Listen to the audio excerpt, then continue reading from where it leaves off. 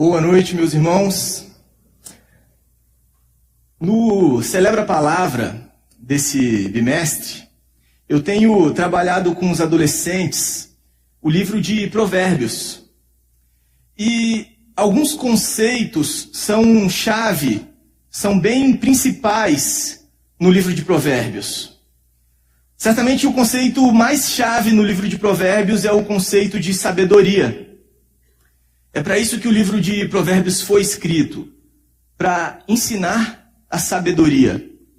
A sabedoria significa, de maneira bem simples, a visão de Deus para encarar a vida. Como eu me planejo, como eu ajo, que tipo de hábitos eu vou cultivar na minha vida, como serão os meus planos, o que eu vou priorizar. A sabedoria ensina em todas essas coisas ter a dimensão divina, saber aplicar a dimensão da palavra de Deus em cada pequena escolha do nosso cotidiano ou nas grandes escolhas como que carreira seguir, com quem me casar. Na verdade, nós não precisamos estar perdidos nessas decisões, pois nós podemos encontrar a sabedoria de Deus. Provérbios fala sobre a sabedoria.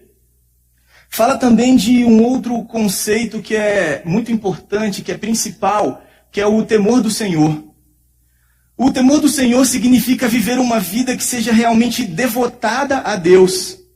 Significa dizer que o que quer que eu faça, eu sei que Deus está me olhando. Eu sei que Deus está presente. E, portanto, eu vivo uma vida debaixo desse temor, uma vida que reverencia o Senhor.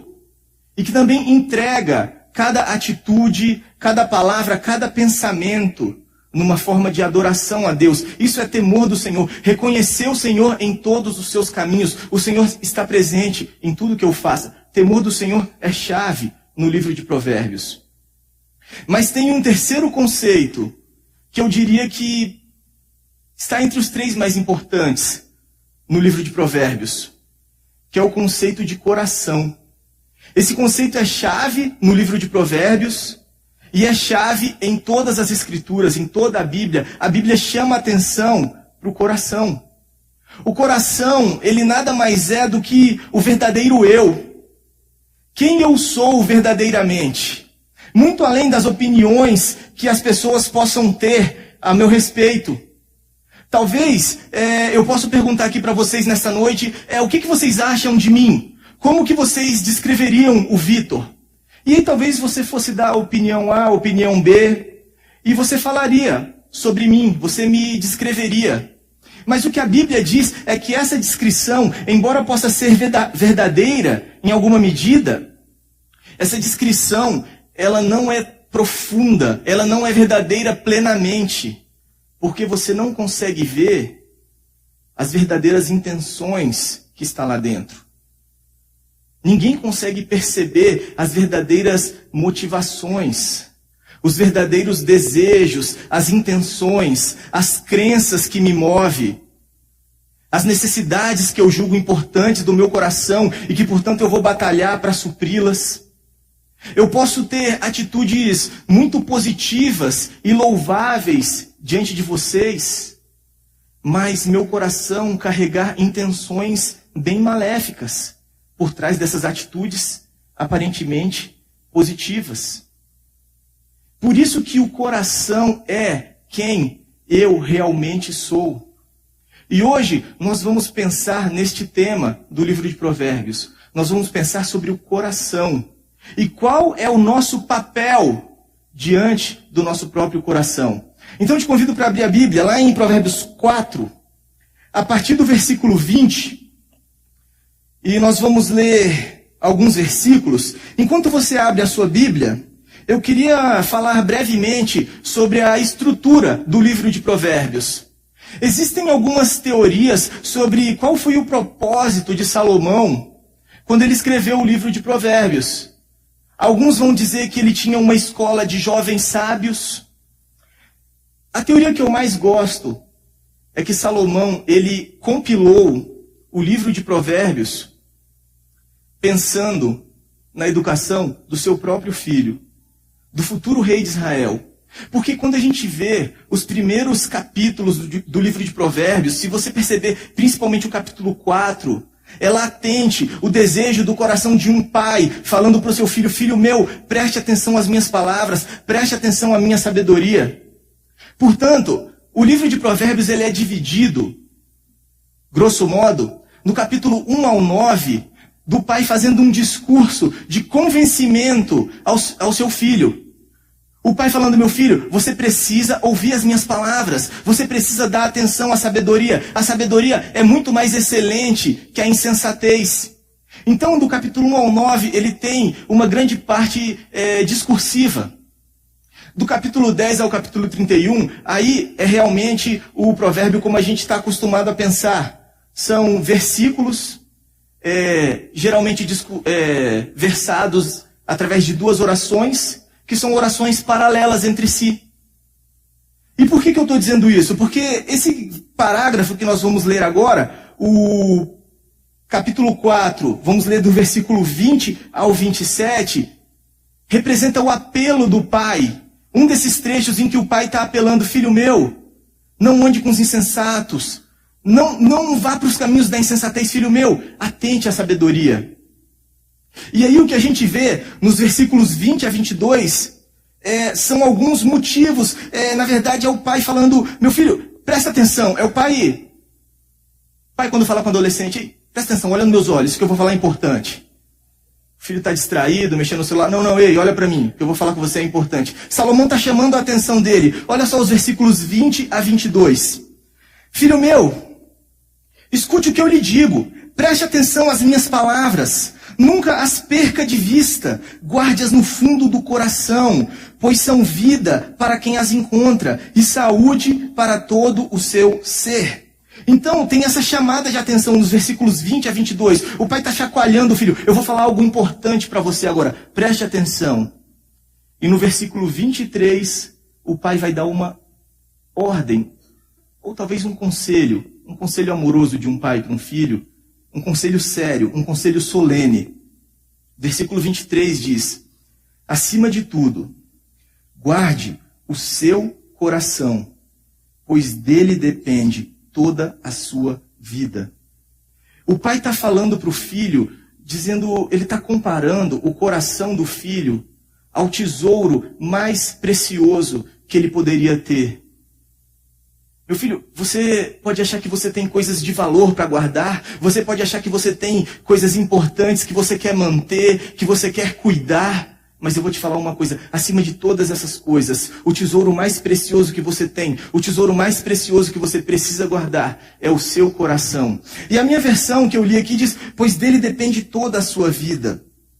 Uma versão mais antiga, que é uma versão mais literal, ela diz: porque do seu coração procedem as fontes da vida. O pai está dando uma ideia, ele está comparando a vida do filho, ou a nossa vida, seres humanos, a um ribeiro de águas, a um rio. Então, a nossa vida pode ser um rio límpido, cristalino, saudável, agradável. A nossa vida pode ser comparada a isso, ou a nossa vida pode também ser um córrego sujo, fétido, desagradável. Tudo depende de como eu vou cuidar do meu coração, porque é de lá que procedem as fontes da minha vida. Ou seja, toda a minha vida realmente depende de como eu vou cuidar do meu coração. Essa é a ordem, esse é o conselho solene que o pai está dando para o filho aqui. Nos versículos 24 a 27, o pai está falando maneiras de cumprir este conselho.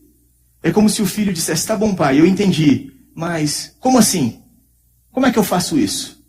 Como é que eu guardo o meu coração, então, já que é tão importante esse conselho que o Senhor me deu? Eu vou te ensinar, meu filho. Versículos 24 a 27.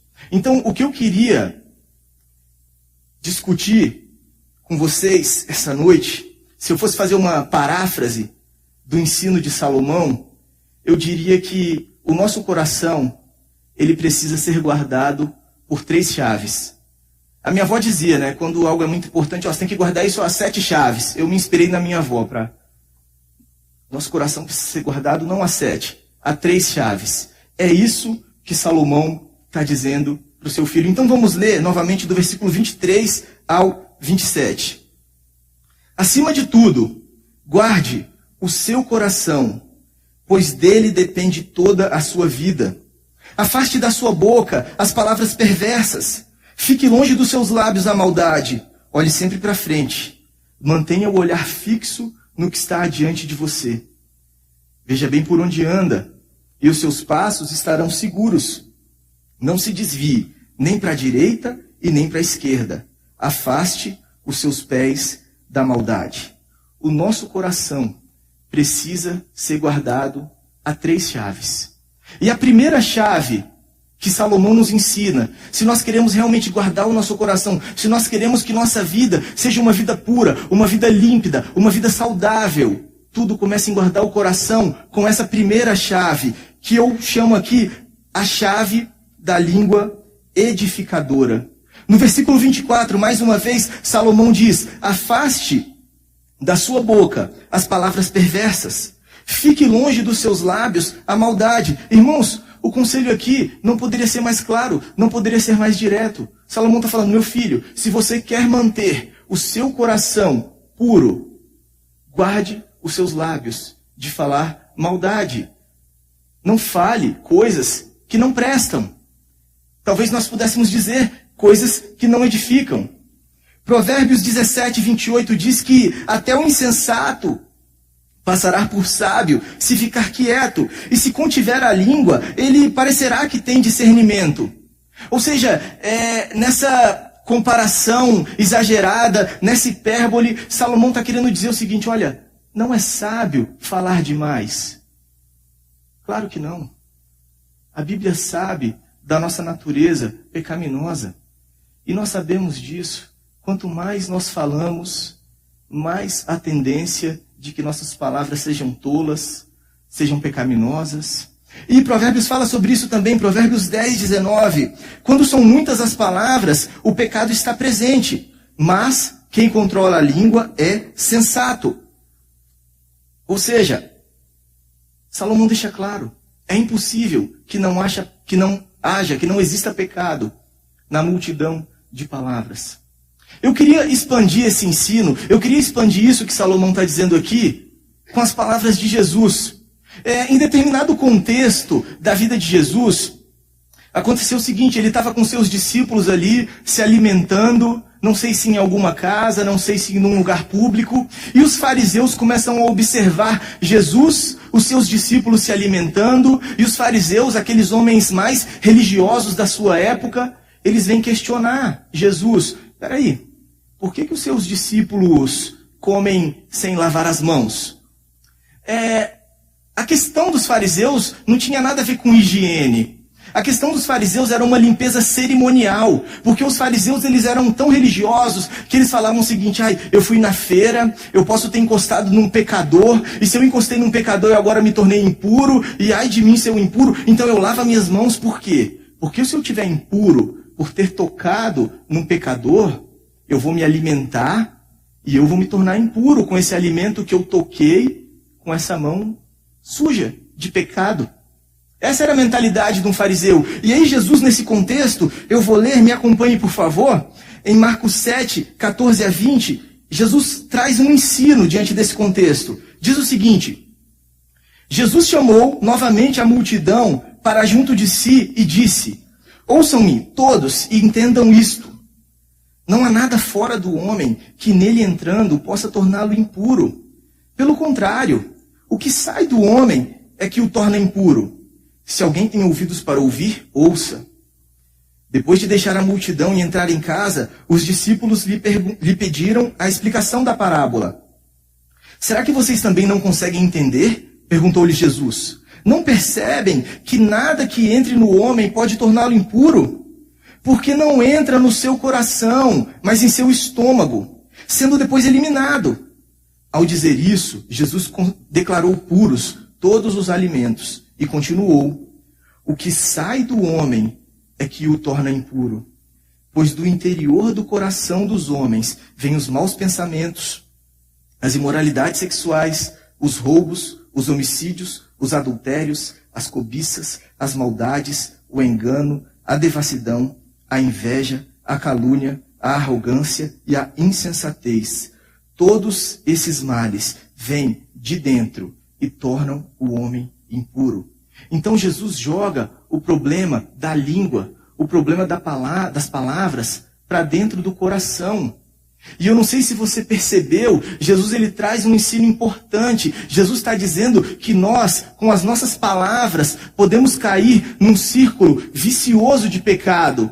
Porque o que Jesus está dizendo é que, diferentemente daquele seu colega imoral, ou daquela pessoa que você convive, que faz algumas piadinhas profanas, algumas piadinhas obscenas, e diz, isso não tem nada a ver, eu sou fiel à minha esposa. Isso aqui é só uma brincadeira de homem.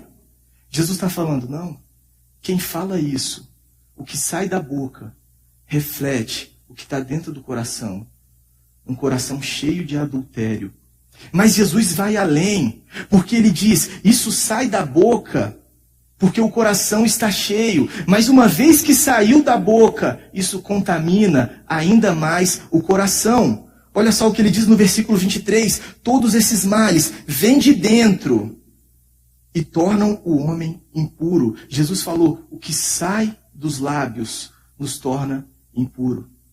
É um ciclo vicioso de pecado. Por ter o meu coração impuro, eu falo maldades. E quanto mais maldades eu falo, mais o meu coração se torna impuro. Certa vez eu estava no seminário, eu estava no 3º ano, e o seminário ele tem um programa que antigamente era chamado de Projeto Marcos. Porque qual que é a ideia do Projeto Marcos?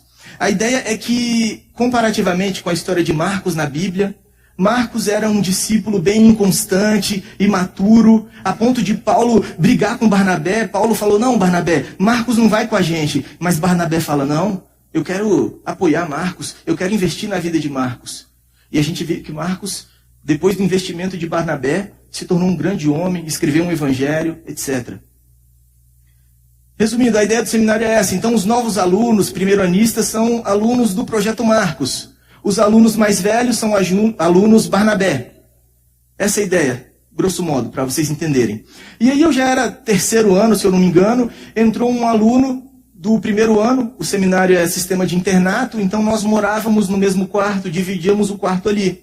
E aquele aluno primeiro-anista, no primeiro semestre do seminário, eu percebi que ele tinha muitas piadinhas sujas, tinha um linguajar às vezes profano. Mas isso não tem nada a ver. Brincava muito com homossexualismo, com as suas palavras, piadinhas.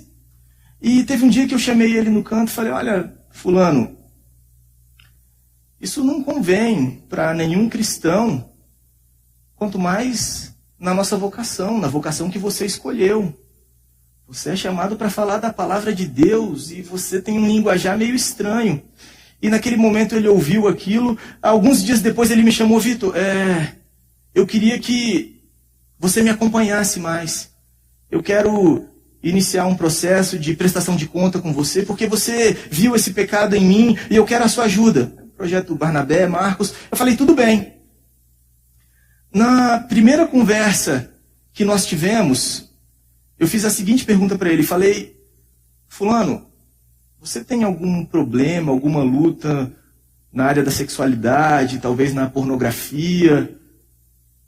Porque a boca fala do que o coração está cheio, talvez você já está acostumado com isso, talvez você veio com esses pecados, talvez a raiz seja mais profunda do que a gente tem que conversar. Não, de maneira nenhuma, isso não, é mais minha insensatez de falar o que não devo. Tudo bem, passamos o semestre conversando. Para quando chegou, talvez faltando 2 semanas para acabar a aula, o semestre, né, entrar em férias, ele me confessou que era viciado em pornografia. Coração sujo, coração cheio de pecado, desaguando nas palavras. E esse é o perigo, irmãos. Esse é o perigo, porque as nossas palavras têm o poder de tornar o nosso coração endurecido, o nosso coração insensível. Nós vamos ficando acostumados com o pecado, porque aquilo que sai dos nossos lábios, aquilo que sai da nossa boca, contamina o nosso coração. Nós deixamos de guardar o coração por aquilo, através daquilo que temos falado. Nós não percebemos muitas vezes a ligação que existe, que é bem direta, entre a nossa língua e o nosso coração. Fofoca, maledicências, piadas torpes, murmuração. Irmãos, vocês já repararam que muitas vezes, em meio aos nossos problemas, a gente consegue discutir uns com os outros e falar dos nossos problemas, falar da nossa vida, como se nós fôssemos ateus. A gente não consegue perceber a soberania de Deus, o cuidado de Deus. A gente se esquece que, por pior que seja a situação, Deus continua rigorosamente no controle. Entramos e incentivamos, às vezes, uns aos outros com palavras de desânimo, palavras de reclamação, palavras de murmuração. E quanto mais a gente se acostuma a essas palavras, mais o nosso coração se torna insensível a realidades espirituais, insensível ao agir de Deus. O que Salomão diz aqui, preste atenção, meu filho. Você precisa guardar o seu coração, porque para a sua vida ser pura, cristalina, saudável, começa com guardar o coração. Mas como eu faço isso? Como eu guardo o meu coração? Em primeiro lugar, guardando a minha língua. Mas Salomão continua. Ele fala, meu filho, a segunda chave que você tem que trancar o seu coração, guardar o seu coração bem guardado, é a chave dos olhos atentos. Olha o que ele diz no versículo 25. Olhe sempre para frente. Mantenha o olhar fixo no que está adiante de você. Salomão, ele está destacando aqui, meu filho, seja prudente. Mantenha o alvo como um corredor que não quer tropeçar. E ele olha ali na linha de chegada. Pode ter o que for de distração ao seu lado do corredor. Ele olha reto. O atirador que quer ali acertar o alvo, ele não se distrai com nada ao seu redor, ele está fixo no alvo, e ele fala, meu filho, é essa prudência, é essa atenção que você precisa ter com os seus olhos. Mais uma vez eu quero expandir esse ensino aqui com algumas palavras de Jesus. Lá no Evangelho de Mateus, capítulo 6, versículos 22 e 23, Jesus diz o seguinte, os olhos são a candeia do corpo. Se os seus olhos forem bons, todo o seu corpo será cheio de luz. Jesus está falando do coração. O corpo, ele diz o coração. No contexto anterior desses versículos que eu estou lendo aqui, Jesus, ele cita aquela frase famosa, onde está o tesouro, ali estará o seu coração. Então Jesus diz, se os seus olhos forem bons, todo o seu coração será cheio de luz. Mas se os seus olhos forem maus, todo o seu coração será cheio de trevas. Portanto, se a luz que está dentro de você são trevas, que tremendas trevas são. Jesus compara o nosso coração, o nosso interior, aquilo que nós realmente somos, a um quarto escuro que precisa ser iluminado. E o que vai iluminar? Que janela é essa que nós vamos abrir para iluminar o nosso coração? Jesus diz, são os seus olhos. Para onde você está olhando? Aonde você está prestando atenção, tem tudo a ver com o seu coração. Meus irmãos, alguns anos atrás, eu ainda estava noivo da minha esposa, e aí a gente decidiu casar, duro, sem dinheiro, nada. Isso não mudou muito de lá para cá. Mas o assunto é lá, então vamos focar no... E... vários conselhos, não foi nenhuma aventura impensada, mas a gente realmente entendeu que era o momento. E a gente decidiu. Falei, amor, a gente vai ter que andar de ônibus. Você está disposta? Pô, é isso aí, nossa decisão é casar. Não importa, a gente dá um jeito.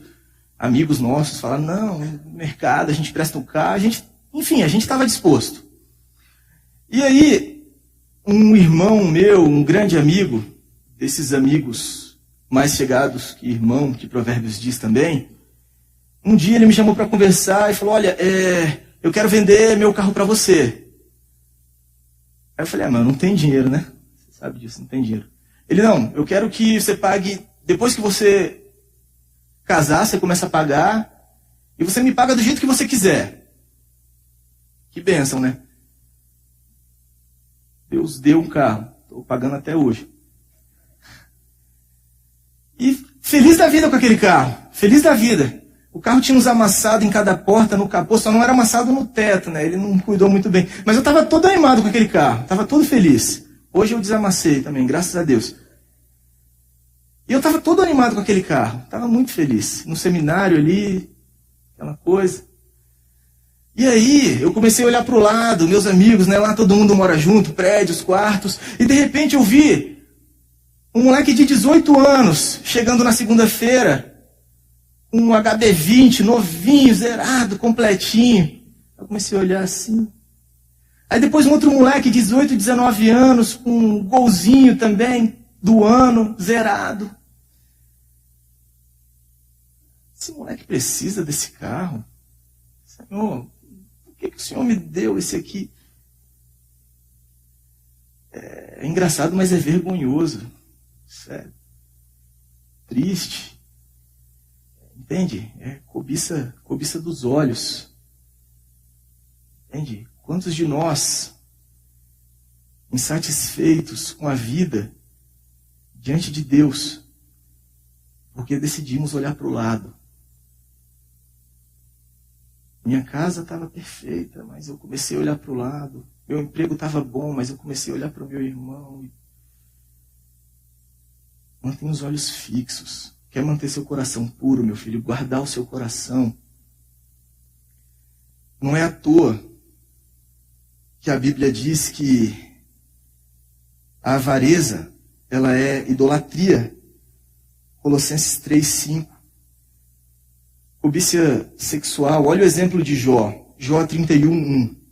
Eu fiz uma aliança com os meus olhos. Como, pois, os fixaria em uma donzela?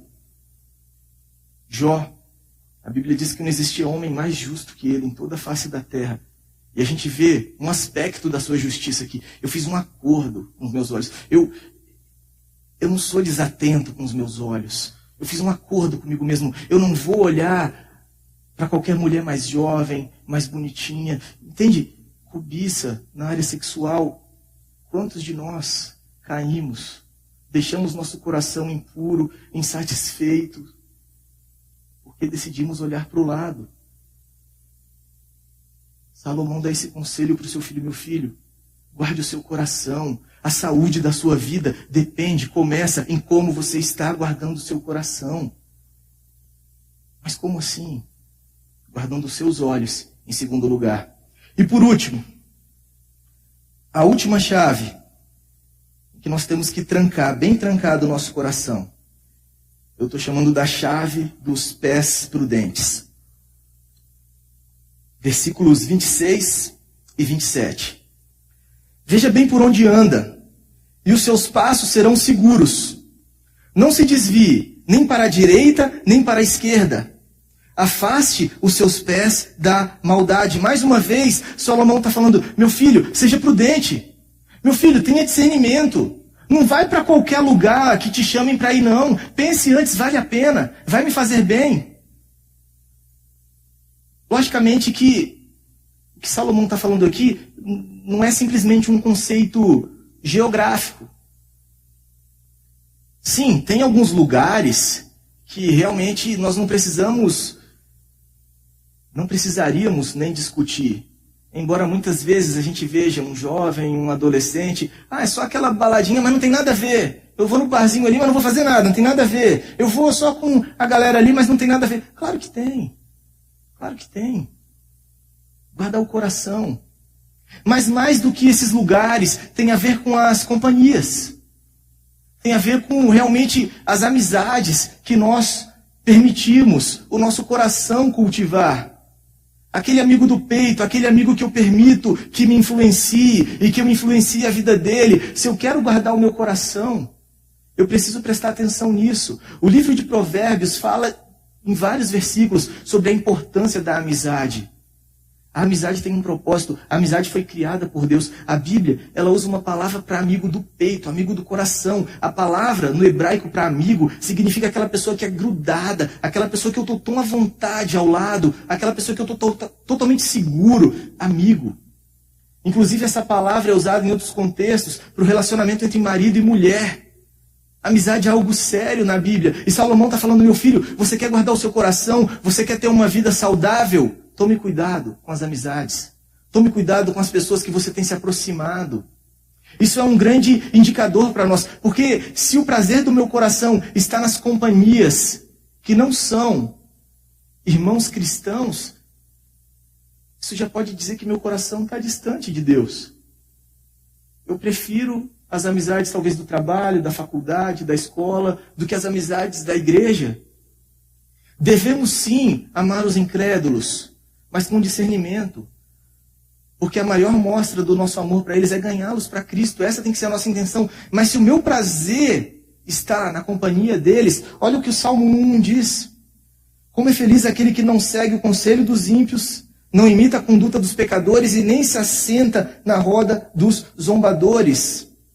E no versículo 2 ele vai apontar para o prazer. Antes, o seu prazer está na lei do Senhor. Ou seja, o seu prazer não pode estar com os zombadores.